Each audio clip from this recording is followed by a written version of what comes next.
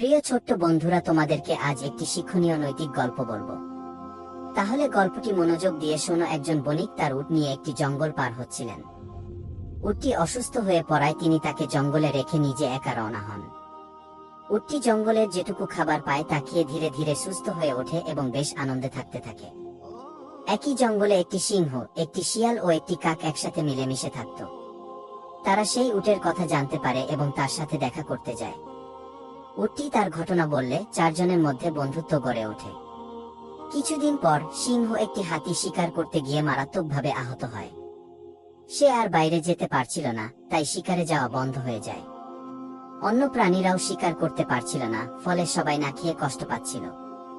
একদিন সিংহ তার বন্ধুদের ডেকে বলল, মিস্টার শিয়াল, তুমি এই দিকে যাও এবং কিছু খাবার আনো গিয়ে। মিস্টার কাক, তুমি অন্যদিকে যাও গু। মিস্টার উট, তুমি বিপরীত দিকে যাও এবং কিছু খাবার খুঁজে আনো গি। তোমরা তিনজনই ফিরে আসবে এবং অবশ্যই কিছু খাবার আনবে গি। তিনজনই তিন দিকে গিয়ে কিছুই খুঁজে পায় না। শেষে আবার একত্রিত হয় এবং সিদ্ধান্ত নেয় তারা সিংহের সামনে গিয়ে বলবে। শিয়াল বলল, রাজা মশাই, আমি সব জায়গায় খুঁজেছি কিন্তু আপনার ক্ষুধা মেটানোর মতো কিছুই পাইনি।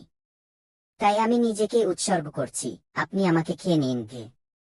তারপর কাক বলল, না রাজা মশাই, শিয়াল খুব ছোট, আমি আপনার ক্ষুধা মেটাতে পারব, আমাকে খেয়ে নিন কি।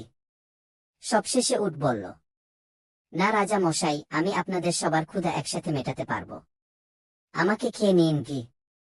তিনজনেরই কথার পর যখন উট নিজেকে উৎসর্গ করল, তখনই সিংহ এবং শিয়াল একসাথে ঝাঁপিয়ে পড়ে উটকে মেরে ফেলে।